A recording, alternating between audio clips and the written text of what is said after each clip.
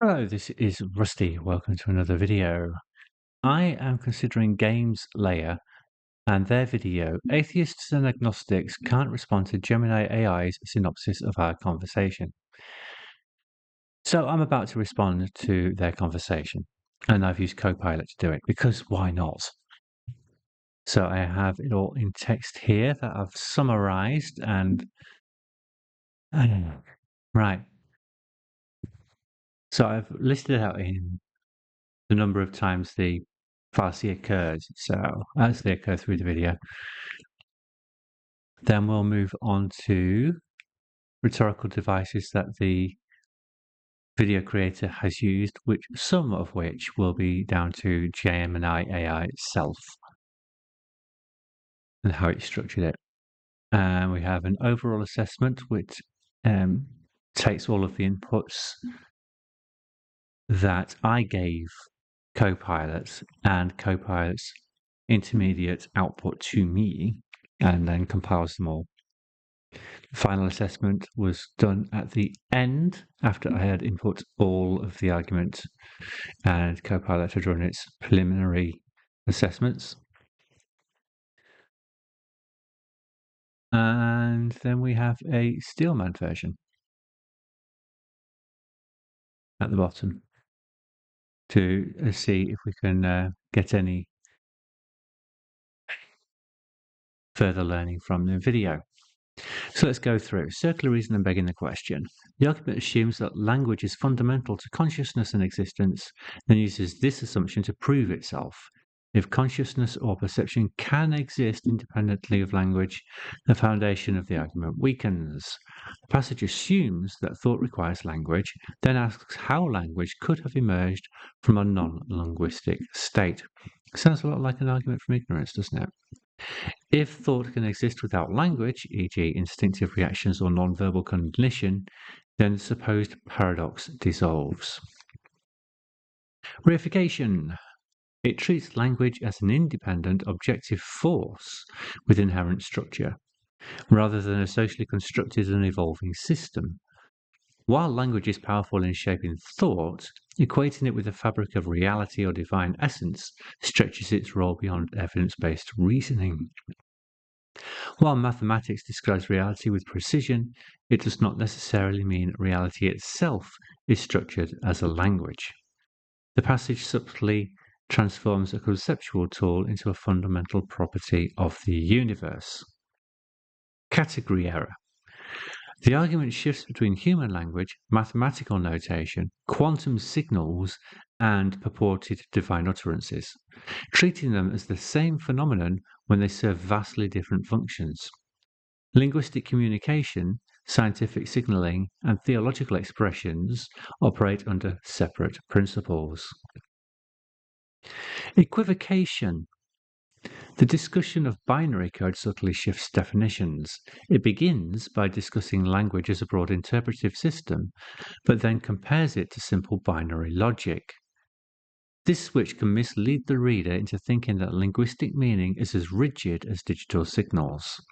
It moves from discussing language as a tool for thought, this is a different point, to treating it as an existential force, conflating different meanings. It merges multiple definitions of language, human linguistic systems, mathematical notation, and physical signals in quantum mechanics without clarifying their differences. Just because forces interact through signals does not mean they constitute language in the human communicative sense. Similarly, the phrase "the word is God" from Christian theology is treated as literal evidence supporting the idea of a language as a fundamental force of reality. However, in theological contexts, the word logos is often understood metaphorically, making its interpretation flexible rather than definitive. False analogy. The comparison between quantum entanglement, atomic interactions, and human linguistic meaning suggests an underlying linguistic system governing reality. However, physical interactions obey natural laws without requiring interpretation in the human sense. They do not necessarily convey meaning in the way human language does.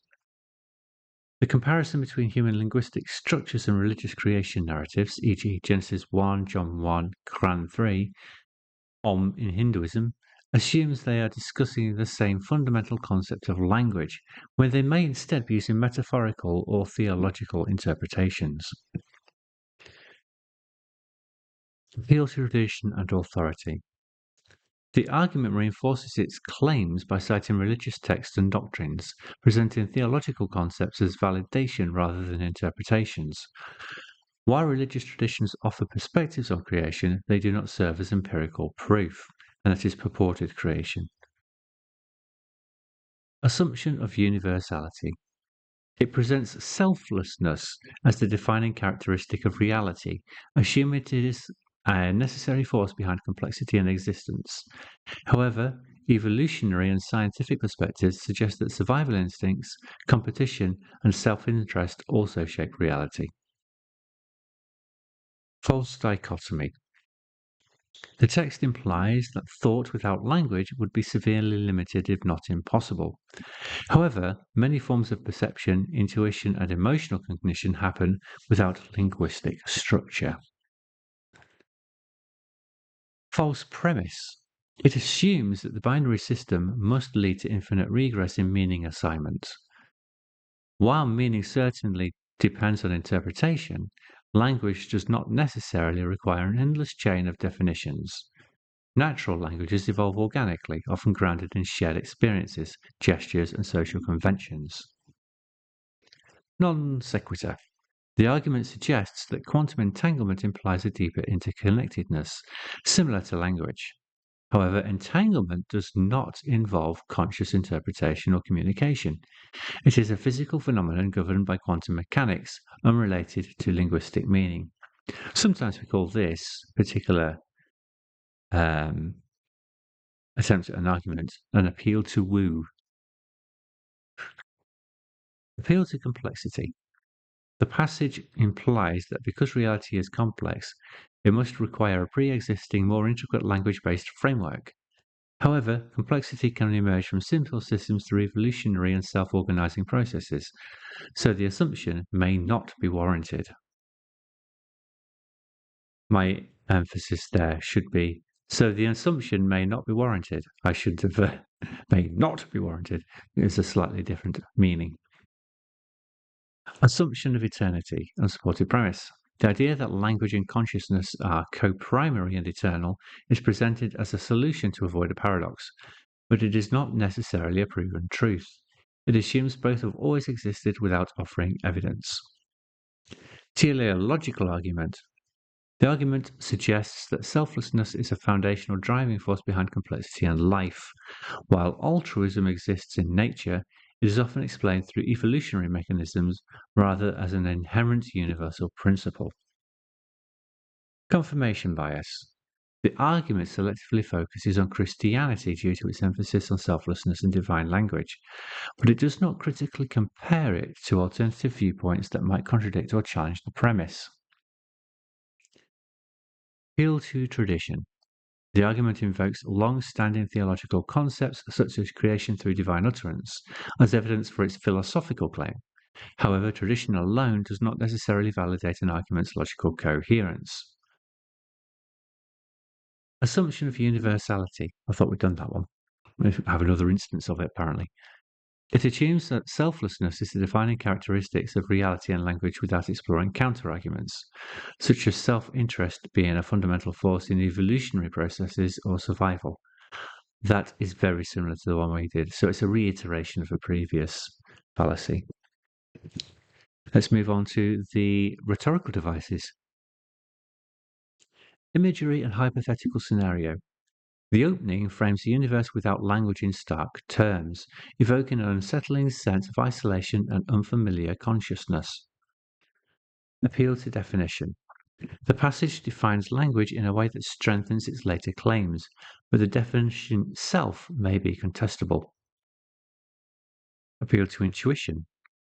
By referencing everyday examples, like dogs barking or infants crying, the argument seeks to make language seem indispensable while overlooking alternative cognitive structures. Now, if you remember the game that I played, if you saw that, this seems to be an appeal to misleading vividness. Authoritative tone. It asserts conclusions confidently without acknowledging opposing viewpoints, making it persuasive but potentially one-sided. And if it's persuasive but potentially one-sided, we call that what? Indoctrination. Analogy, chicken and egg problem. The passage likens language origin to the well-known paradox, making the issue seem inherently insolvable rather than examine empirical linguistic evolution. Appeal to authority. It references theories like linguistic determinism, Sapir-Whorf hypothesis, to lend credibility, even though linguistic determinism is widely debated. By referencing major religious traditions and texts, the argument gains a sense of credibility and universality, or at least it attempts to. Complexity fallacy. It implies that because language has intricate structures, a simpler system, such as binary, could not evolve into it. However, languages develop through gradual processes. Early proto-languages may have relied more on context, tone, and gesture before developing grammar. That seems to be defeating the exception, doesn't it? Dramatic framing. The suggestion of an all-defining language implies a necessary universal system, but this claim is introduced as a solution without proving why it must exist. Scientific illusion. References to quantum mechanics, atomic interactions, gravitational waves, the Standard Model, and physics terminology. This is a result of me compounding several different instances of the scientific illusion. Rhetorical device. Lend credibility, but do not directly support the claim that reality itself is structured or operates like a language. Appeal to mystery. The phrasing makes the proposition sound revolutionary, encouraging readers to view language as an existential force rather than a human construct. Grandiosity and mysticism. The idea of an infinite language that encompasses all aspects of reality is presented as profound without empirical backing. Phrases like a core component of our all-defining language and deeper level of interconnectedness give the argument a profound tone while avoiding concrete explanation. Phrases like bringing reality into being, whatever that means, and underlying essence give the argument an abstract, mystical tone. How do you bring reality into being? That is, I want to say oxymoron, but it might just be a tautology. But to say that reality is means it already is being. It seems to be an oxymoron. Phrases like serves as the very foundation of reality and profound act of divine selflessness elevate the argument's significance while avoiding empirical scrutiny. Implication of a fundamental order. The argument subtly hints that reality requires an underlying linguistic structure, positioning this idea as a necessity rather than an open question. Romanticization of selflessness. It presents selflessness as the driving force behind existence, which is compelling but not necessarily a verifiable claim. This is Copilot's assessment from the data it has access to. Theological framing. Biblical passages are incorporated in a way that strengthens the connection between divine selflessness and the proposed metaphysical model. Except, of course, the atheists and agnostics targeted at the beginning of the video have no reason to accept that divine selflessness exists. Selective emphasis. Christianity is highlighted as particularly aligned with the model, reinforcing the impression that the argument finds validation in theological doctrines. Overall assessment. The argument builds itself on premises that may be debatable, particularly in its assumption that consciousness requires language. The argument continues to assume that thought depends on language without sufficiently proving it. It presents intriguing paradoxes but frames them as insurmountable without fully exploring how language could emerge through social, cognitive, and evolutionary mechanisms. It introduces fascinating ideas but makes sweeping claims that lack empirical justification. While mathematics is an excellent descriptive tool for reality, the argument jumps from mathematics describes reality to mathematics is an inherent language of reality. The argument is pushed into metaphysical territory, blending linguistics and scientific concepts in ways that may not be logically justified. It shifts entirely into theological territory, presenting interpretations of religious texts as validation for the philosophical argument. This makes the reasoning invalid if one does not accept the theological premises, and its soundness depends on whether one believes divine language is fundamental to existence. Final assessment. This is one that came in at the end after I'd inputted all of the argument in total, and I asked it for it. While the argument is engaging and thought-provoking, it blends philosophical speculation, theological interpretation, and scientific terminology in a way that lacks empirical grounding. It is logically invalid due to circular reasoning and conceptual misalignments, and its soundness depends on whether one accepts its foundational assumptions about language and reality. 1. The paradox of origin. The argument asserts that language and thought are so deeply intertwined that pre-linguistic thought could not exist. This creates a paradox where language must precede thought, yet thought must precede language to develop it. However, this paradox is only valid if one accepts the premise that thought cannot exist without language, which is not necessarily true. Non-linguistic cognition, such as intuitive perception, spatial reasoning, and emotions, provides strong counterexamples, making the argument circular and logically flawed. The equating of quantum signals and human language.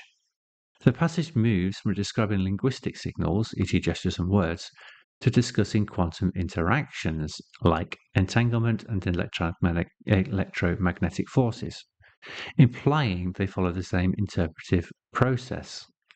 However, quantum signals obey physical laws.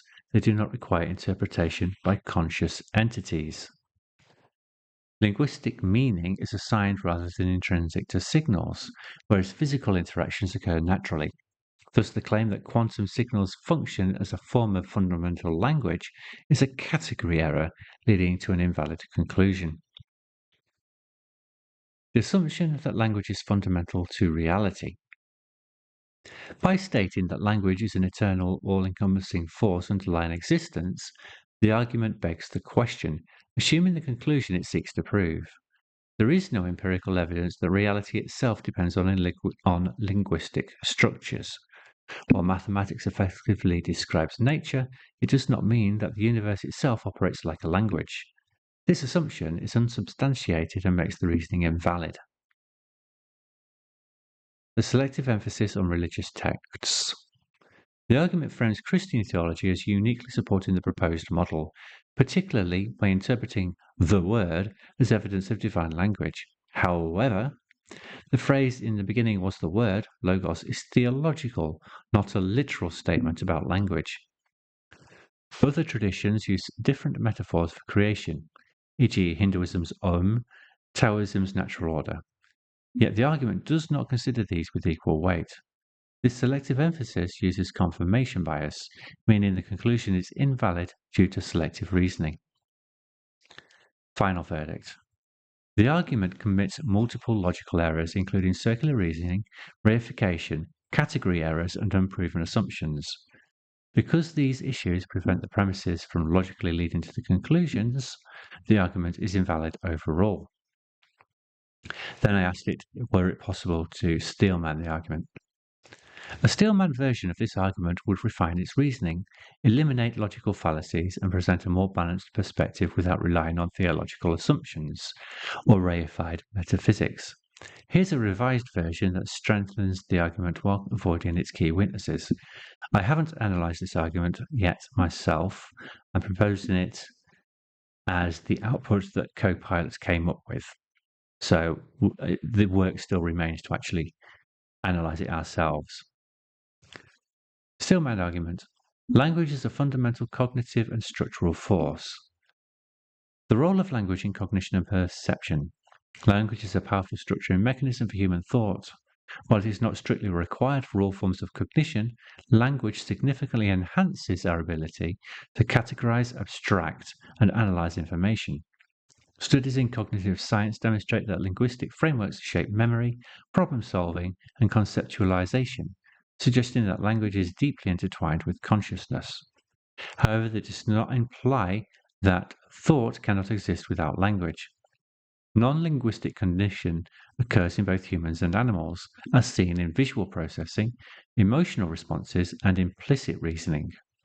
Instead of treating language as the exclusive foundation of thought, we should view it as a unique amplifier that allows for higher order reasoning, complex communication, and cultural evolution. Language as an emergent system. Rather than assuming language is an eternal or pre-existing structure, a stronger argument recognizes that language emerges organically through interaction.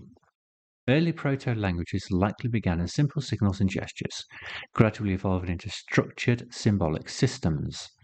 This evolutionary perspective avoids the false paradox of which came first, language or consciousness. Instead, it suggests that rudimentary thought and perception provided the foundation for increasingly complex communication.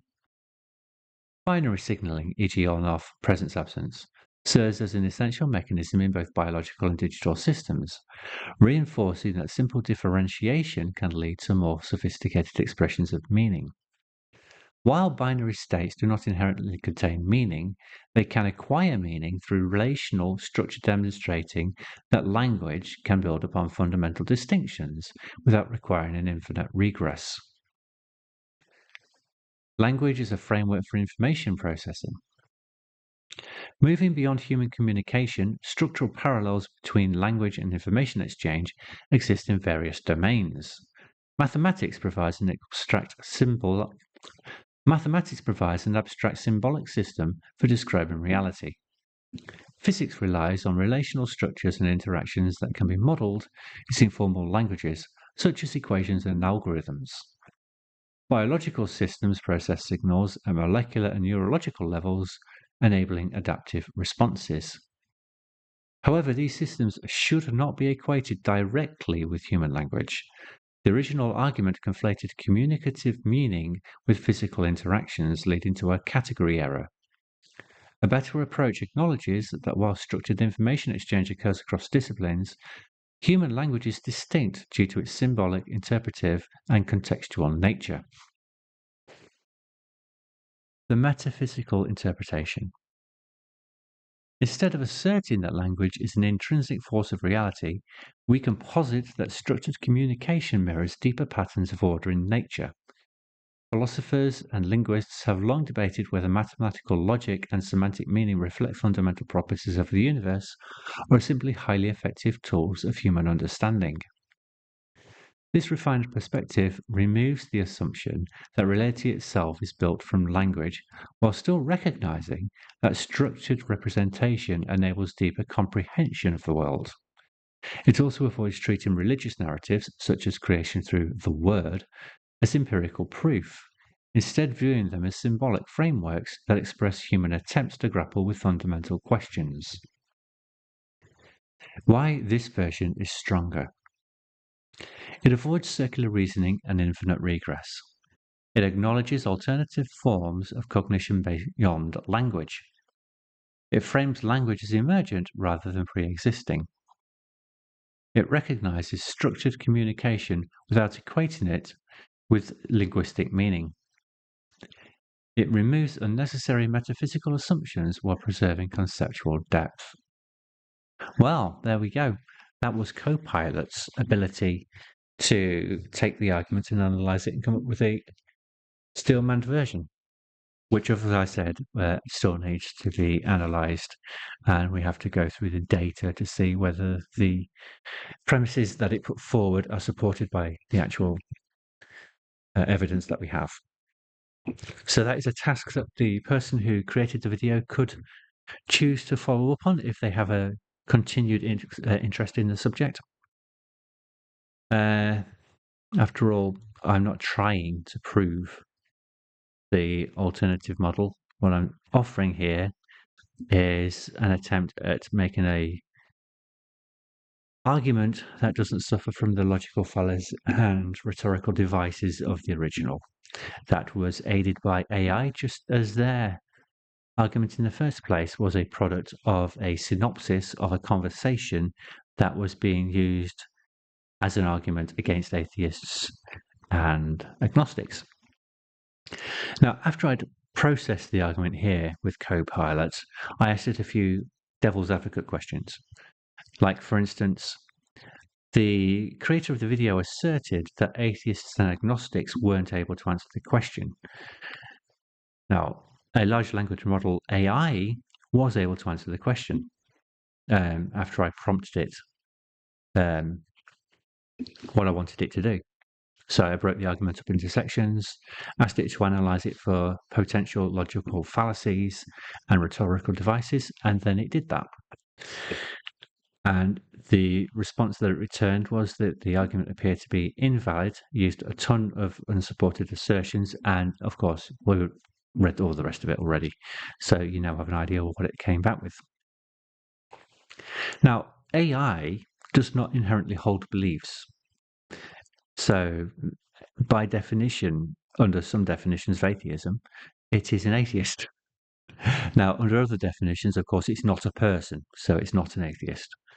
But on some definitions, because it doesn't hold beliefs regarding the existence of gods, it operates in a similar way to how atheists can operate.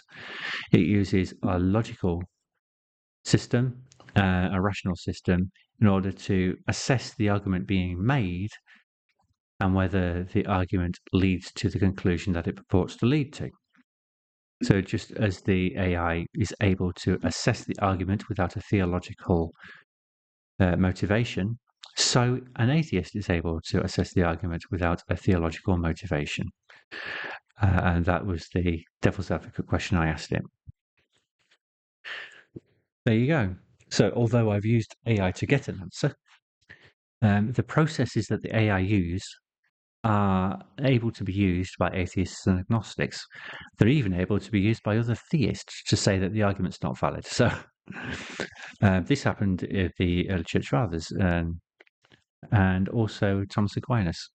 He received feedback from his contemporaries that at least one of his arguments did not appear to be sound to them. And then they tried to see if they could steel man it and move forward.